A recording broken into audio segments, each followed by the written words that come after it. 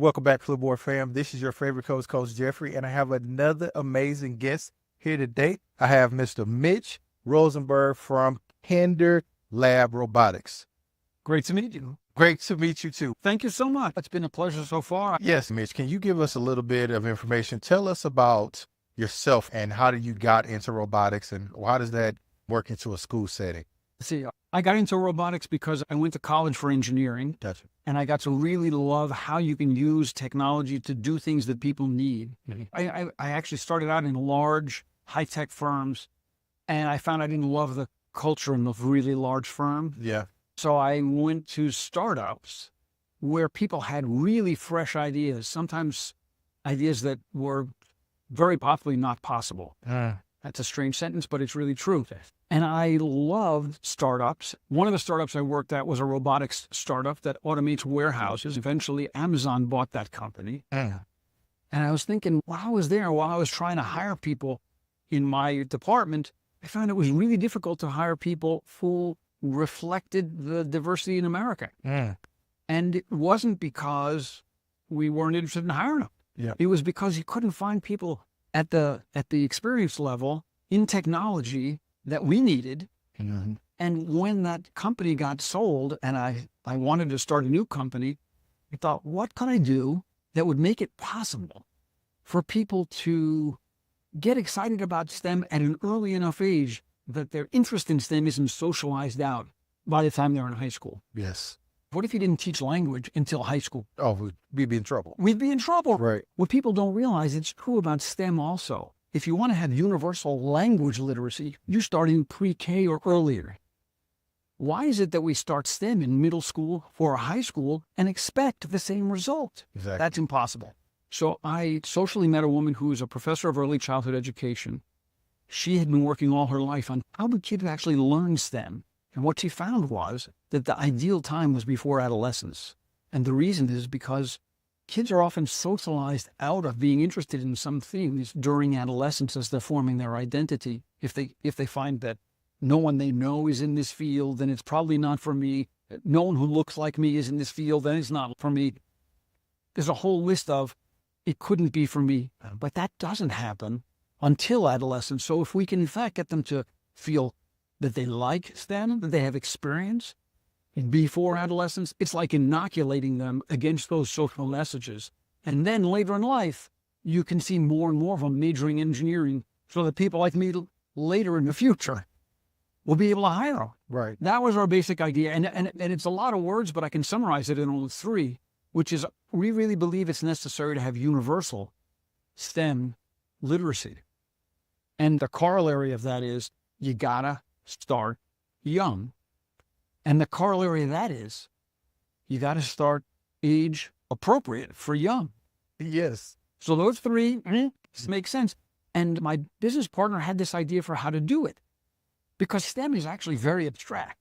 And coached by somebody who's been in education all this time, abstraction is something that develops over time in a child. Right. You don't find 4-year-olds, 5-year-olds, even 6-year-olds are great at abstract reasoning. So you have to start with something concrete. In fact, that's why young kids learn better with something in their hands and when they're moving their muscles somehow. She invented, her name is Professor Marina Bears. She's at Fawton College. She invented this robot, which is intended to be a blank slate for young kids. I'm taking all the parts off because we want the kids to build it themselves. Wow. It should be age appropriate for a 4-year-old, which means even an adult should be able to build it. Her big innovation was to take the abstraction of what computer code looks like and boil it down to wooden blocks with pictures on them. A 4-year-old knows green means go. So that's the first block in your program. And then after that, you can just peg blocks together. Each block essentially corresponds to a line of code. And red means stop. And that's a program. That's a sequence of instructions that a 4-year-old can understand even if they can't read because there's little pictures. That's a way for them to start thinking about programming the way a sophisticated computer scientist would, but without the abstraction of computer code. Yeah. So our innovation is to take this abstract idea, make it concrete, and then give the student the power to build the robot that can do this code. Wow. And I would demo it for you, but it may take a while for me to set up. Yeah, maybe you'll come by. We'll come by the see booth that and then later. we'll see. But that's the how you basic guys did. idea, and that's the rationale behind the idea. Wow. And you ask who I am. I'm a high-tech guy. I have 2 master's degrees. One of them is in engineering from MIT, and the other one's in business. Yeah. And my motivation is, as I said, from my life experience and trying to solve a societal problem that I discovered as a high-tech entrepreneur. Yes. That is amazing work. And I had some follow-up questions, but I'm just really amazed at how simple it is for computer programming. Like this right here, what benefits are y'all seeing when y'all give it to kids? First of all, the kids love it because it's super accessible. And the second reason they love it is especially young kids. Think about when you were really young. You're not in control of anything in your life. But the first time they peg together a code and they build the robot and run the code, a big light bulb goes off in their head. I can control something in this world with my ideas. Where else are they going to learn that at an early age? If all they get is that, I feel like we've done our job. Yes. Because ever after, they'll teach themselves. So that's the big benefit is the kids walk. In fact, Marina did a study on young girls when they went through this program in STEM versus other programs in STEM, and she found that 67% of them answered the question, would you consider being a scientist or an engineer? As I would consider that. And the differential with other programs or no programs in elementary school was immense. That's a huge benefit that I can see right away. We don't need the world to be full of engineers. Honestly, if you run an art gallery, you probably still have to write an Excel spreadsheet. Right. And you're probably going to have to write a little code. The issue with the water supply in Flint, Michigan, where they messed it up, if politicians had some STEM thinking in their backgrounds, maybe we would have fewer problems like that and many others that really root to STEM thinking. Yes. So we want more people to be able to think in STEM ways, not necessarily to have STEM careers, but to just be informed citizens in what they do every day. And become excellent problem solvers. That's exactly it, because in the end, it's all just problems. That's right. Mitch, you blew my mind with this, man. I wasn't expecting this, but thank you so much. This is amazing. Entirely. I can go on all day.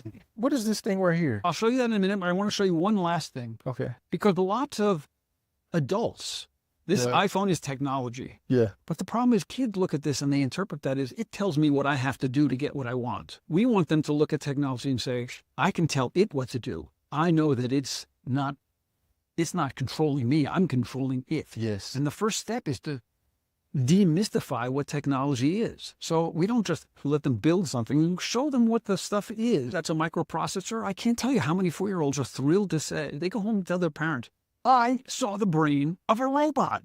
Yeah. So demystifying technology so that it doesn't seem like it's magic. Yes. So it doesn't seem like it's inevitable. So that it seems like it's under human control. That's the other big thing that was an important part of our message. Yes. It's under human control. It's not autonomous. In fact, I'm going to get to the art in a minute. One thing that's new for us is my degrees in computer science from MIT, and lots of people majored in artificial intelligence back in the day. Now artificial intelligence is very fashionable. Yeah. The problem is people get the wrong idea of what it is because the name is a terrible name. Mm-hmm. Artificial intelligence makes it seem like it's you and me. But no machine is like you and me. All right. We have a free curriculum we're actually putting out for 4 to 11-year-olds. Oh, wow. Where they use this tool to get a sense of what does it mean to be artificially intelligent? Yeah. 0 screens, 0 keyboards, no IT support, nada. But we want the kids to understand that artificial intelligence is a name for a machine that emulates how a human thinks, but is not the same as a human thinking. It's not the same as a dog thinking. It's not the same as a bug thinking. Yes. And we want them to, in fact, learn that as well. So this is something. You're catching my eye. Yeah. What has this got to do with the robot? And here's what I got to tell you. I'm embarrassed to tell you that on the plane over late last night, after midnight, I was making this because we tried to tell our teachers and our kids, our students, never make a robot just to make a robot. Make it to be something. And the way to make it to be something is to decorate it with art. And we have all the hooks in the robot so that you can decorate it with art from the beginning. So you can make it act out of character, be a school bus, but make it into something. And so this is all I had in my bag. I wanted to demonstrate you could do art. You might ask, why am I bringing this to a demo? The answer is this. Every kid when they're 4 or even 6 or 8 doesn't think like a sequence of code steps or even think with their hand how to build something. Some people think in art. Some people think in narrative structures. Our goal is universal STEM literacy, which means I want even the kids who don't think in code and don't think in building to be able to have a way in. Art is a way to get kids who relate to the world first and foremost this way to be interested in this other literacy that we need them to know. It makes it more fun for them. It makes it more fun for the nerdy kids, or the more STEMmy kids as well, because they interact with each other and they see how they think differently and they each contribute something different. So it's an essential part of our curriculum. I love that. Mitch, this is excellent information. Where can our listening audience find this, purchase it, bring it to their kindergartens? Like, how can they get it? We have an online store, KinderLab Robotics, kinder as in kindergarten, lab as in laboratory, robotics as in robotics. Mm-hmm. We have lots of videos of teachers and students using this. I encourage people not to take my word for it at all, but to come to the booth and play with this stuff. What I tell the teachers is, if you haven't written a program ever in your life, in less than 4 minutes, you will write one, you will build a robot, and you will test it. Less than 4 minutes. Wow. Guaranteed. Guaranteed. That's a Mitch Rosenberg. In fact, my goal is have a friend video it so you can bring it to your classroom and prove to the kids you did it. I love it. Mitch, thank you for taking the time to talk to me. Please, thank you so much. I really appreciate your interest in this stuff.